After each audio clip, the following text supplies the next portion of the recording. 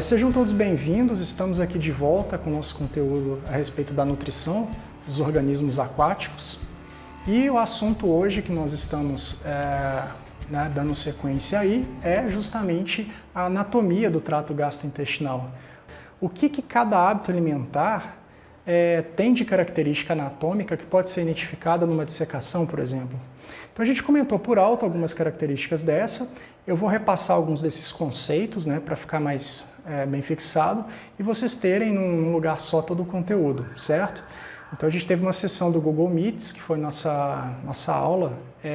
Eu tive a oportunidade de falar bastante coisa para vocês e eu vou colocar aí a título de revisão algumas dessas coisas novamente, certo? Bom, a gente pode dividir anatomicamente o peixe em cavidade bucofaringiana, que seria ali compreendida pela boca, pela faringe, a estrutura mais anterior aí, que inicia na abertura bucal. Logo em sequência eu teria aí o esôfago, o estômago, isso geralmente é agrupado aí como intestino anterior. O intestino propriamente dito, os 2/3 iniciais, que seria o intestino médio, e o intestino posterior, que é composto pelo reto. Tá? Voltando aí nessa parte mais anterior, a cavidade bucofaringiana, ela é uma estrutura que abriga funções relacionadas ao aparelho digestivo e ao aparelho respiratório. As brânquias, que são estruturas extremamente delicadas e eficientes na troca de gases, possuem uma área superficial enorme, elas estão instaladas, digamos assim, dentro dessa cavidade bucofaringiana. Então, a cavidade bucofaringiana ela abriga também função respiratória. As brânquias elas se fixam nos arcos branquiais, que são estruturas de sustentação bastante rígidas, que dão aí aporte à fixação dessas estruturas. Nesses rastros branquiais, nesses arcos branquiais, a gente também tem uma estrutura aí pertencente ao aparelho gastrointestinal em algumas espécies, que são os rastros branquiais. O que são os rastros branquiais? São estruturas especializadas, variam logicamente de hábito alimentar para hábito alimentar, mas elas cumprem uma função na alimentação do animal. Eu vou dar um exemplo. Algumas espécies filtradoras possuem rastros branquiais bem justapostos, formando uma espécie de rede para capturar, à medida que esse animal respira, ou seja, que ele irriga as brânquias, para capturar as partículas de plâncton que estão disponíveis ali em suspensão na água. Esse plâncton, eu me refiro aí tanto a fito quanto a zooplâncton, toda partícula de tamanho compatível com a capacidade filtrante do rastro branquial será, de alguma forma, aí, capturada. Eu dei como exemplo de espécies que têm a capacidade de realizar esse tipo de alimentação a tilápia e a carpa. Existem várias outras espécies, mas a tilápia e a carpa, dentro de um contexto de produção, um contexto de importância agrícola, eu tenho elas como principais aí, representantes, certo? Não quer dizer que eu tenho a capacidade de nutrir esse animal apenas com esse tipo de alimentação, apenas com a filtração. A tilápia, por exemplo, eu não consigo o desempenho zootécnico dela esperado se eu não fornecer algum tipo de alimentação adicional. Mas é uma grande vantagem se a gente for pensar, cerca de até 30% do que esse animal come pode ser advindo dessa atividade filtrante. Então, isso em termos de economia de ração é muito expressivo, certo?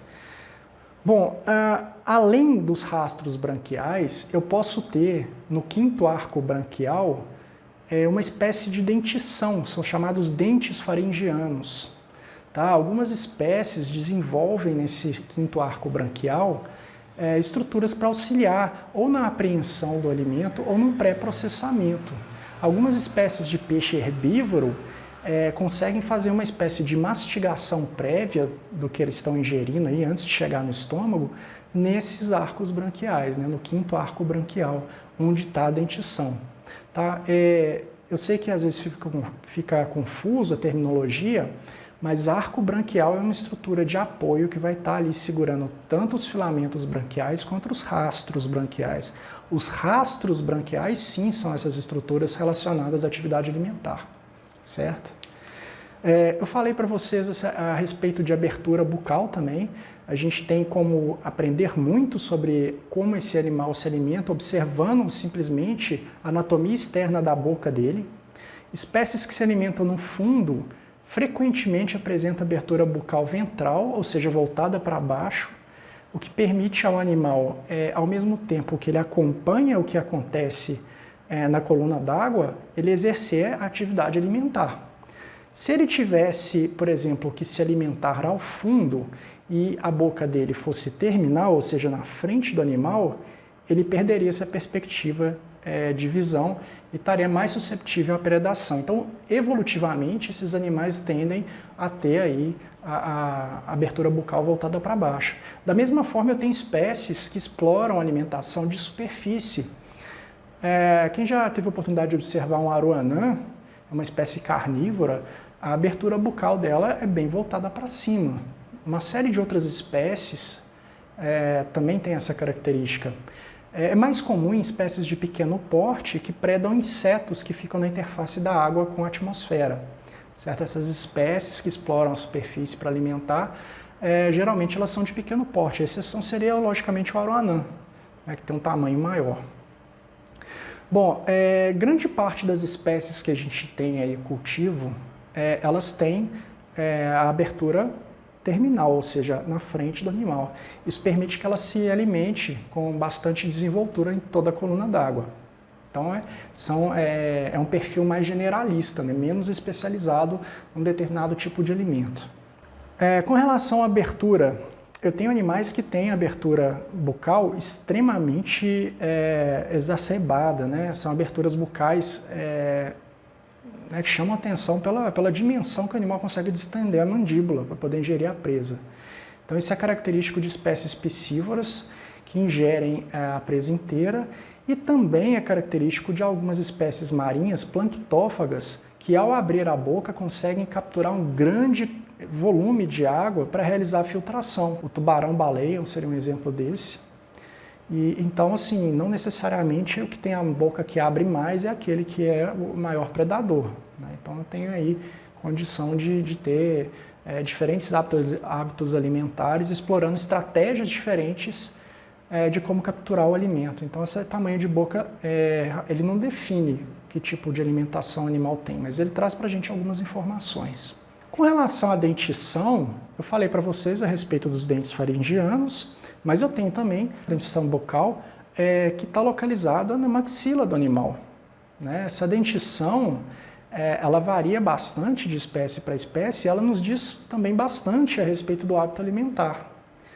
A dentição de um animal piscívoro, ela é toda desenhada, toda projetada para que esse animal tenha maior desenvoltura ao capturar sua presa.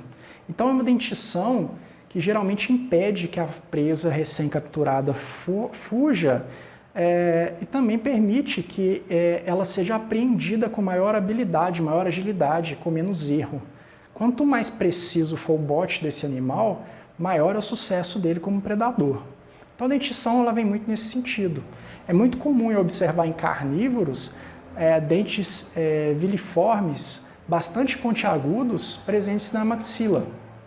Eu tenho exemplos aí bastante característicos, né? Por exemplo, eu dei o exemplo da cachorra, que é uma espécie carnívora, que tem uma dentição impressionante, né? Capaz de... aí chama atenção pelo tamanho dos dentes.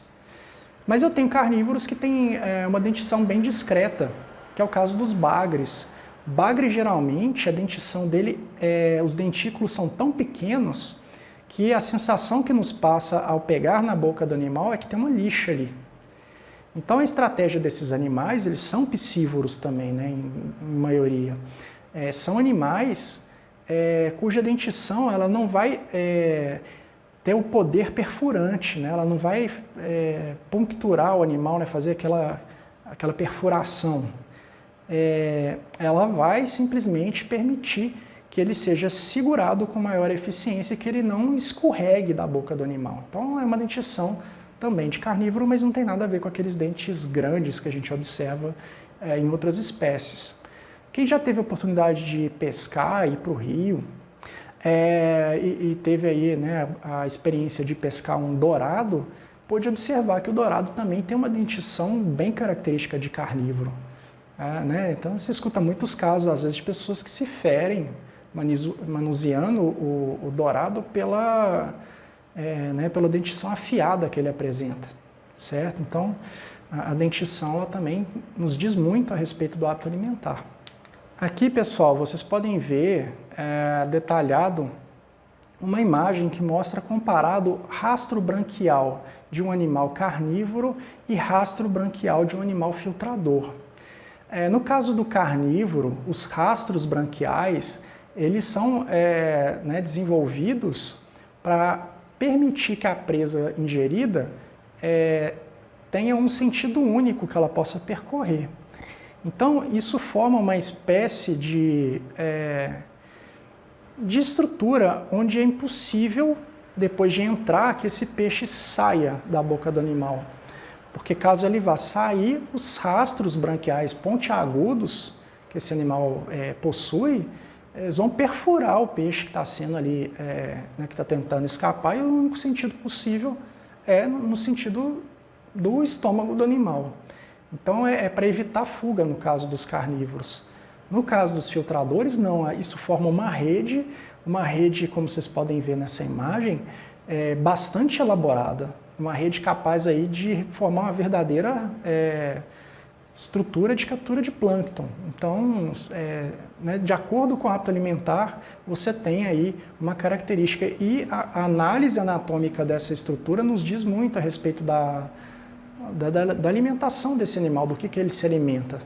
Bom, então, recapitulando, eu tinha dito para vocês que a gente faz a divisão do trato digestivo em 3, 4, dependendo da fonte que vocês forem consultar, 3, 4 diferentes porções. Então eu tenho a cavidade bucofaringiana, o intestino anterior, o intestino médio e o intestino posterior. Nesse caso eu estou falando de uma configuração de 4 divisões, certo? A cavidade bucofaringiana, a gente falou bastante dela, composta aí pela estrutura da boca, da faringe, que não tem uma divisão clara, então a gente chama de cavidade bucofaringiana por isso. Não tem como delimitar onde começa um e termina outro. Na sequência, eu vou ter aí o esôfago e vou ter também o estômago, formando o que a gente chama aí de intestino anterior, certo? Logo depois do estômago, eu tenho os 2/3 iniciais do intestino do animal, que é o que eu chamo de intestino médio, e terminando essa divisória toda que a gente propôs aí, eu tenho a porção final, o intestino posterior do animal, que é composto pelo reto, certo? Então, geralmente, vocês vão encontrar na literatura essa divisão, essa segmentação. Diferente do que a gente observa, por exemplo, para um suíno, eu não consigo no peixe olhar e dizer, olha, aqui que termina o intestino delgado e aqui começa o intestino grosso. Grosseiramente, macroscopicamente, eu não consigo delimitar essa diferença, ela é muito sutil. Mesmo histologicamente, é difícil ter essa ciência do que é um segmento do intestino médio e o que é um segmento do intestino posterior. Essa divisão muitas vezes não é clara. Eu tenho algumas mudanças sutis, por exemplo, na capacidade absortiva do tecido. As porções iniciais do intestino do peixe, elas são dotadas de vilosidades, dobras da mucosa, em maior número, com altura de cripta maior, então uma estrutura com a superfície muito mais avantajada do que uma amostra de tecido colhida para o final do intestino. Quanto mais eu me aproximo do final do intestino, maior vai ser a presença de células mucosas, menor vai ser a presença de estrutura absortiva, menos velocidade. Então isso serve de parâmetro para a gente saber de onde que veio aquela amostra de tecido. Mas é muito sutil se for comparar com o que acontece num suíno, onde eu olho o animal, né, macroscopicamente, eu sei dizer o que é intestino grosso e o que é intestino delgado. E não tem um esfíncter que separa um segmento do outro. A gente, né, vai perceber aí que vários dos esfíncteres que tem num trato digestivo de vertebrado terrestre estão ausentes nos animais aquáticos. Aquele esfíncter que separa o esôfago do estômago, gastroesofágico, ele não está presente nos peixes. Então o peixe realiza a função de isolar o estômago do esôfago através da contração da musculatura do esôfago. Com relação ao estômago, eu comentei algumas coisas para vocês. É interessante a gente notar que o estômago de um animal carnívoro, piscívoro, ele é totalmente diferente do estômago do animal onívoro. O piscívoro, ele tem grande capacidade de ditensão no estômago, ele tem que acomodar peixe inteiro ali quando ele ingere numa refeição. Então ele distende várias vezes o tamanho inicial dele. E a musculatura é mais desenvolvida também. Então tem um estômago muito mais musculoso. São animais que têm alimentação muito mais espaçada uma da outra. Geralmente esses animais ingerem uma grande presa e passam aí às vezes dias sem se alimentar novamente até que a digestão daquela presa que ele ingeriu tenha sido completada, ou pelo menos parcialmente completada, para permitir que ele saia para caçar e ingerir um outro animal, certo? Agora, uma espécie que realiza aí um forrageamento, que consome alimentos frequentemente, sem dar esses intervalos grandes, o que a gente observa é que o estômago delas é bastante reduzido e ela está sempre se alimentando. São estômagos com musculatura bastante inferior em termos de dimensão de musculatura do que observa num carnívoro. O esôfago dessas espécies também é assim, é menos musculoso, porque ele precisa distender menos e ele não tem que controlar, por exemplo, uma tentativa de fuga de uma presa recém-ingerida que chegou no estômago. Certo? O carnívoro, sim, aquele animal que foi ingerido, enquanto ele estiver vivo, ele vai estar debatendo. E o esôfago, se não tivesse uma musculatura resistente o suficiente, daria chance para essa presa escapar mesmo depois de ter sido ingerida, certo? Então, pela análise da histologia do esôfago, eu consigo dizer, pelo o grau de presença de tecido muscular, eu consigo dizer que sim, se é uma espécie carnívora piscívora ou se não é. Outra coisa que eu comentei bastante é a respeito da classificação dos hábitos alimentares. O que é carnívoro está muito claro, o que é herbívoro está muito claro. Agora, onívoro é um universo à parte. Eu tenho um onívoro com tendência à carnivoria, são aqueles onívoros que ingerem predominantemente outras presas, outros animais, e eu tenho onívoros com tendência à herbivoria. São aqueles animais que passam maior parte do tempo consumindo vegetais, mas de vez em quando eles se deparam ali com um inseto, com algum animal de tamanho compatível, eles acabam ingerindo essa presa também. Certo? Então existe aí essa gradação, não é? O onívoro ele nunca é uma coisa clara. Tanto é que quando você consulta a literatura a respeito de alguma espécie que tem hábito onívoro, é comum a gente encontrar divergência entre obras. É comum eu ver num livro que a espécie tal é herbívora e no outro eu encontrar que ela é uma onívora. É muito comum isso. Eu já vi gente referenciando a tilápia como uma espécie herbívora, né, em obras conceituadas. E a gente sabe que a tilápia é onívora, né, não é uma espécie herbívora. Pelo menos não a tilápia do Nilo, né? Eu tenho aí algumas tilápias que são muito mais herbívoras, né? São onívoros com tendência à herbivoria muito mais marcante do que a tilápia do Nilo. Bom, isso é só para que vocês tenham essa ciência, porque é muito comum a gente consultar, estudar livros diferentes, artigos diferentes e a gente cair nessas contradições. é porque realmente é muito nebuloso essa área aí de definir o hábito alimentar do onívoro. Via de regra, quanto mais difícil a digestão do alimento predominante daquela espécie, maior vai ter que ser o trato digestivo dela. Se a gente for pensar na lógica, um trato digestivo mais comprido, ele permite que a digesta, que o alimento, ele passe mais tempo em contato com as enzimas digestivas e que eu tenha um epitélio absortivo mais extenso que permita que, à medida que esses nutrientes comecem a ser liberados, que eles possam ser de fato capturados, de fato absorvidos. Então, é muito característico isso para qualquer grupo de espécies que a gente for estudar, esse tipo de relação entre a alimentação e o comprimento do trato digestivo.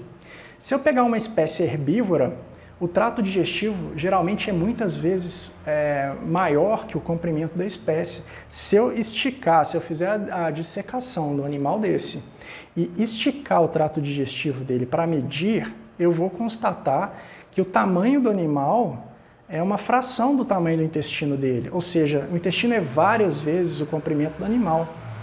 Da mesma forma que se eu pegar um carnívoro e dissecar ele, eu vou poder perceber que o animal ele é muito maior do que o intestino. O intestino de carnívoro é curto, geralmente ele é curto e de calibre maior.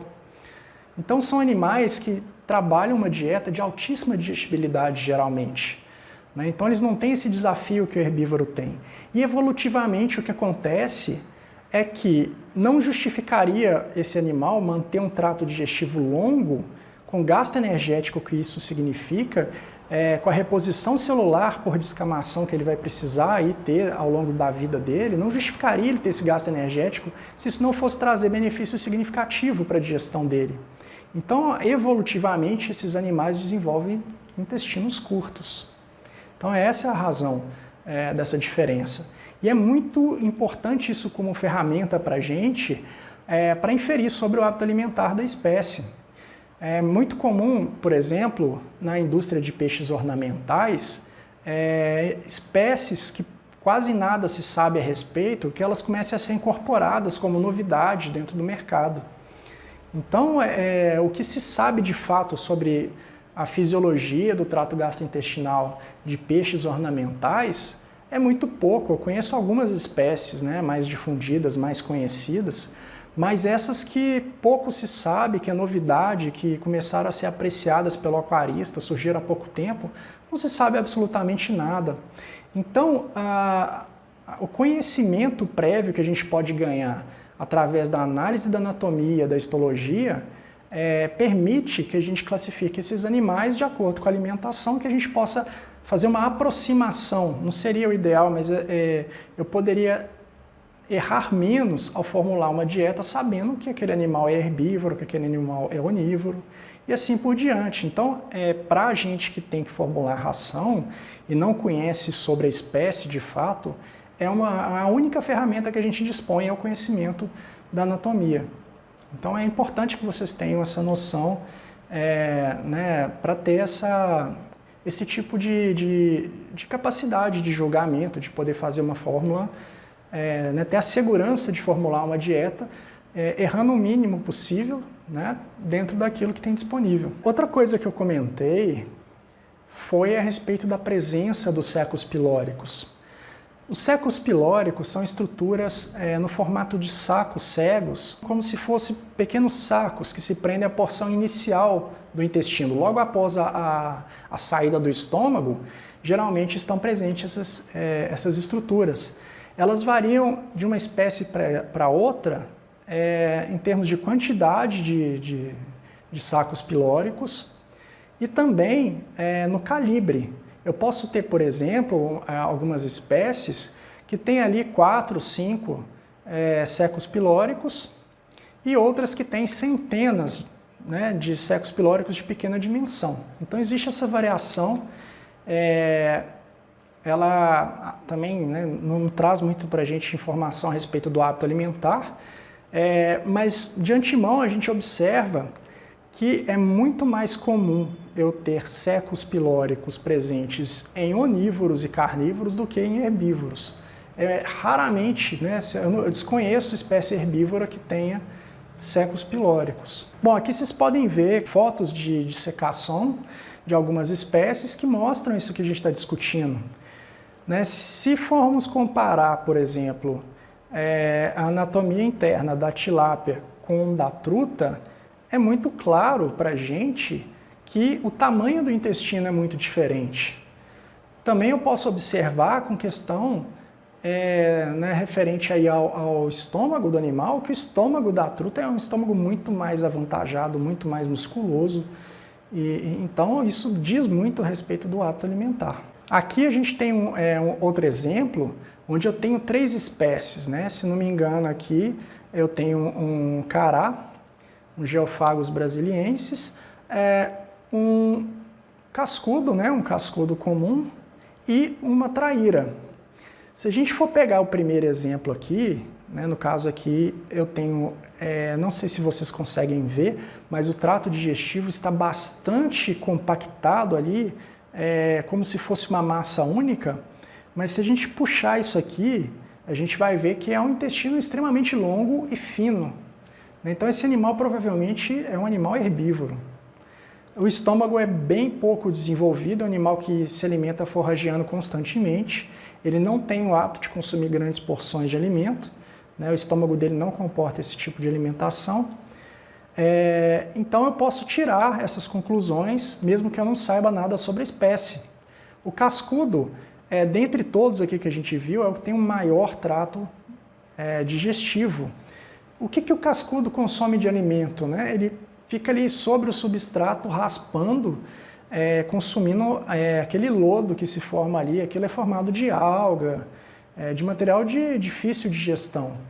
E ele fica constantemente se alimentando, o tempo inteiro forrageando. Então é um animal que tem um estômago também bastante reduzido e que tem um intestino, né, enorme, um intestino muito longo. Então ele se alimenta de itens de difícil digestão. E o carnívoro, o exemplo carnívoro que a gente tem, que é a traíra. A traíra tem um estômago enorme, um trato digestivo curto, praticamente linear, uma reta, e eu posso observar que o calibre desse intestino é maior, né? Então é mais calibroso, né? Um intestino mais largo e né, o estômago chama atenção. Bom, essa tabela, pessoal, é muito interessante porque ela resume tudo que a gente falou sobre o intestino. Ela traz para a gente um índice calculado a partir do tamanho do corpo do animal e do intestino, né, o comprimento relativo do intestino. Então a gente vê que geralmente os carnívoros, aqui eu tenho como exemplo a tuvira, o pintado, a traíra, que o intestino não chega a bater o tamanho do corpo do animal. Então geralmente são números abaixo de 1. Os onívoros, de uma forma geral, vão estar ali em tamanhos intermediários, mas os herbívoros, a gente observa que o padrão é que ele tenha várias vezes o tamanho do corpo, né? O intestino tenha várias vezes o tamanho do corpo. Então a gente observa que a carpa capim, a tilápia rendale, a carpa cabeça grande, o cascudo, com tamanhos de intestino bastante marcantes aí, né? Intestinos bem longos. Então fica fácil da gente poder perceber isso vendo essa tabela. Bom, pessoal, eu acho que eu comentei as principais características que eu queria ressaltar sobre o trato digestivo. Eu espero que tenha ficado bastante claro, que não tenha ficado maçante para vocês. E numa próxima ocasião a gente retoma aí nossas aulas, né, com novos conteúdos, certo? Espero que todos tenham gostado e nos vemos na próxima.